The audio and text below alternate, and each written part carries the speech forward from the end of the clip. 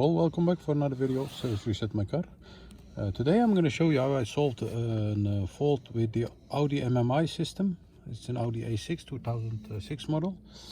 I couldn't, it didn't respond on any actions to change the system of the MMI, and the options weren't working. And I'm going to show you how I reset how I force resetted it, and it's working now for me. Before we start, I want to mention our YouTube channel. It's Reset My Car. Have a look at our channel for more than 300 other videos on how to reset different model cars. Any questions, any comments, use the comment area, and I'll get back to you as soon as possible. Okay, let's start with this one. So I had the problem with it didn't respond on any actions, and I'm going to show you how I got rid of that.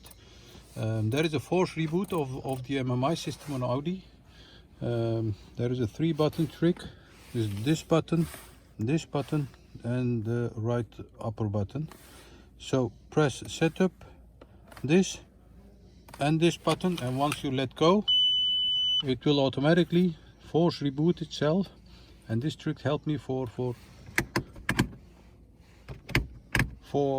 restarting the system of this MMI system, and it started working, and it was and I was capable again to change the options or use the system for me. That was it. Thanks for watching. I hope this video helped you. Subscribe to our channel to give us more support if you haven't subscribed yet, and hope to see you next time with another video. Stay safe, take care, bye bye.